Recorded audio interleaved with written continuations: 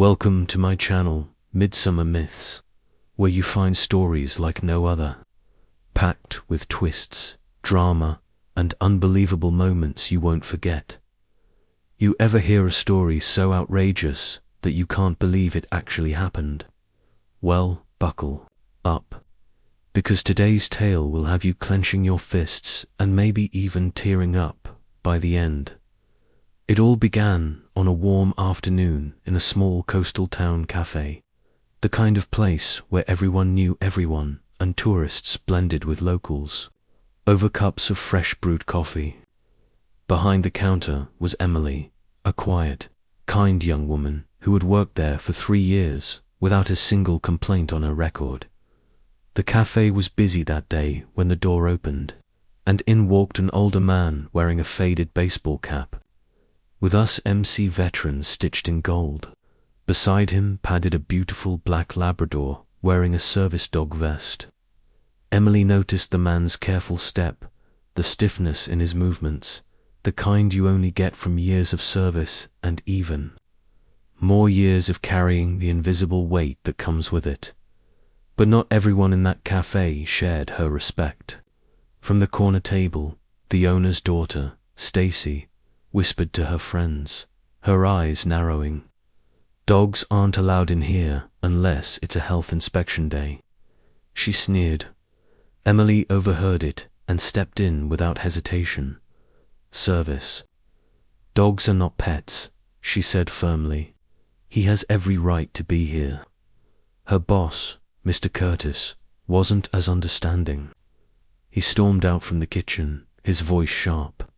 "Emily, get that animal out of here now. I don't care what your opinion is. This is my cafe."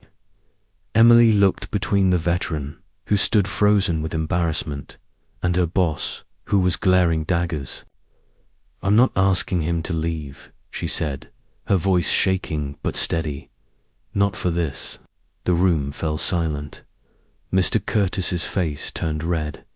"Then you're fired," he snapped. "Hand over your apron." Gasps rippled through the cafe. Emily's heart pounded, but she took off her apron, placed it gently on the counter, and said, "Fine, but I'm walking him to his table first." She guided the veteran to a corner seat, poured him a cup of coffee, and gave the service dog a gentle pat. The entire cafe watched in stunned silence. No one knew it yet, but that quiet act of kindness was about to set off a chain reaction that would shake the town, and it would start just minutes later when the Marines showed up. Sometimes the smallest act of defiance is the one that echoes the loudest. Emily stepped out into the sunshine, her hands trembling. She'd just lost her job over a cup of coffee and a dog, and yet, deep down, she felt no regret. Still, the reality hit hard. Rent wasn't going to pay itself, and jobs weren't easy to come by in this little coastal community. Inside, the cafe buzzed with whispers. Mr. Curtis was pacing like a caged animal, while Stacy smirked like she'd just won a prize. But the veteran, his name was Sergeant James Holloway, sat quietly, sipping his coffee and scratching behind his dog's ear. It was Sergeant Holloway's friend, sitting at the far end of the cafe, who made the first phone call. He was a retired gunnery sergeant, and when he heard what had just happened, he knew exactly who to call next. 15 minutes later, the sound of boots on pavement echoed down the street.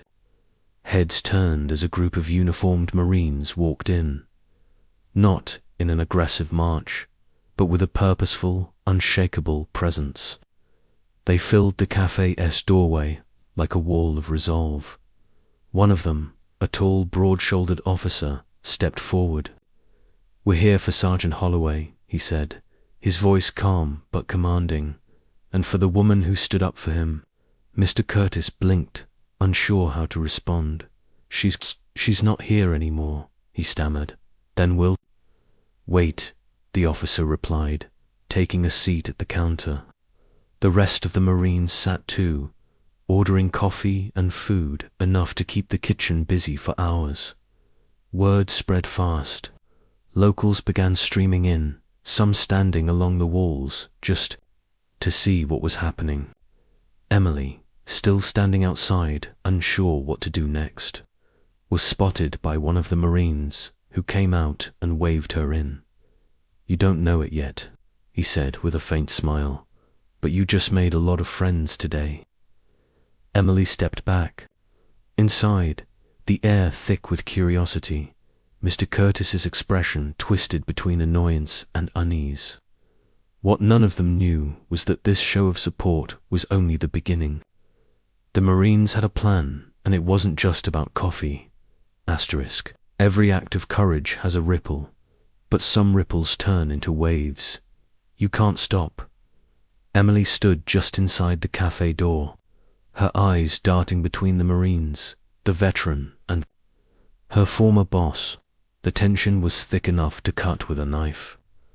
Sergeant Holloway looked up and smiled softly at her, as if to say, "You did the right thing." The officer in charge leaned forward, locking eyes with Mr. Curtis.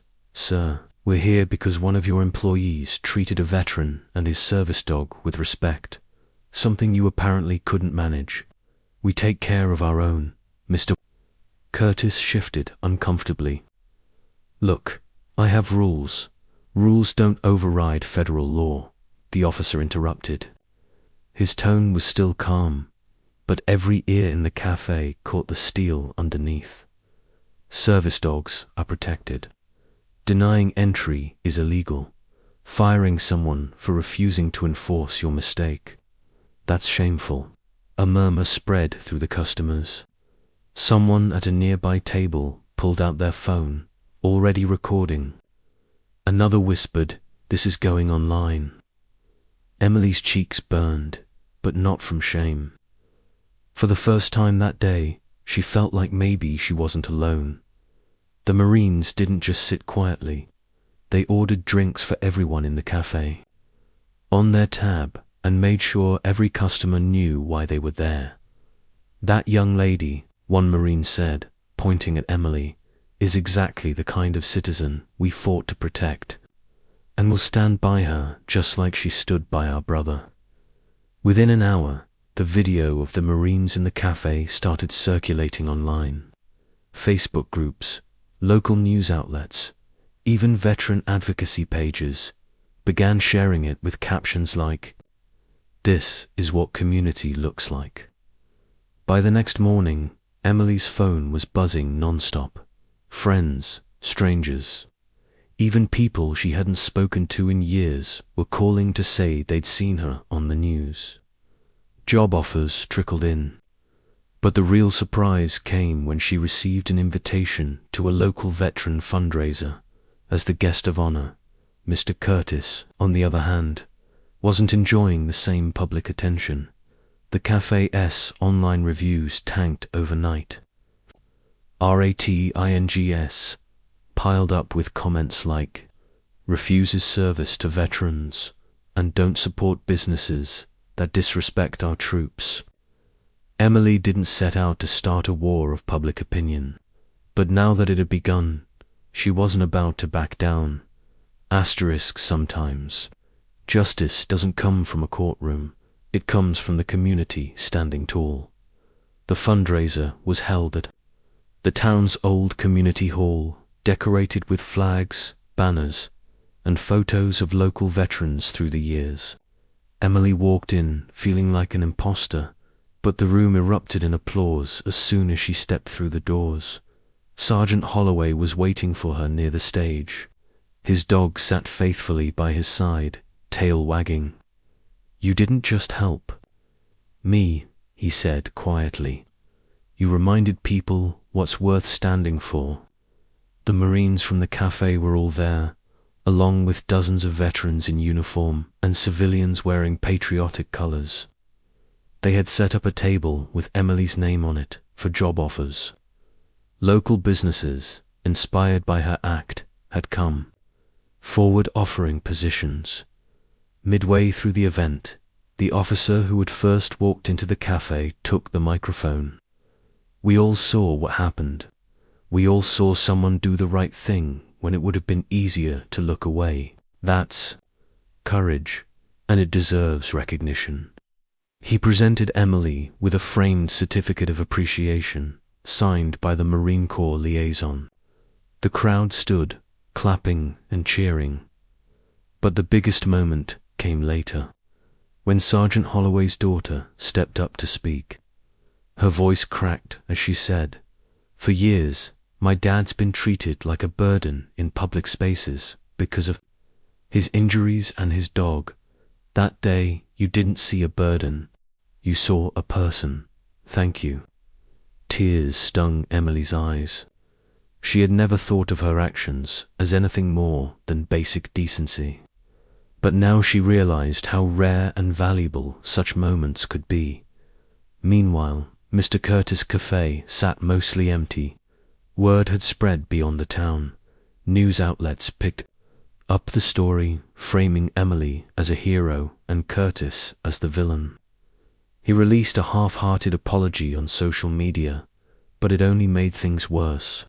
People weren't buying it. By the end of the week, the Café Lee's sign appeared in the window. Curtis was gone, and the building, it was about to get a surprising new purpose. Asterisk, every ending hides a twist, and this one would leave the whole town smiling. 2 months later, Emily stood outside the once bustling cafe. Now with fresh paint and a new sign above the door, Freedom Brew, veteran-owned, community-proud. After Curtis left, a group of local business owners and veterans pooled their resources to buy the building. They offered Emily the position of manager, with full creative control. The grand opening was packed with the smell of coffee mingling, with the sound of laughter and conversation. Sergeant Holloway and his service dog were there too, this time sitting at the reserved for veterans table that Emily had insisted on creating. The Marines came back as well. But now they weren't there to make a point. They were there to celebrate. "Looks like we found a new mission," one of them joked, raising his coffee cup. Emily smiled, feeling a warmth she hadn't felt in years. She had a job she loved, a community that respected her, and the knowledge that she had made a lasting difference. During the ribbon-cutting ceremony, the mayor gave a short speech. "This cafe isn't just about coffee," he said. "It's about respect, kindness, and the courage to stand up for what's right." And it started with one young woman who refused to back down. As the crowd applauded, Emily glanced at Sergeant Holloway. He gave her a small nod, the kind of nod that carried weight, history and gratitude all in one. It was proof that sometimes the smallest acts of defiance could change lives. How did you like this story? Let me know in the comments below, and don't forget to like this video and subscribe for more incredible stories from Midsummer Myths.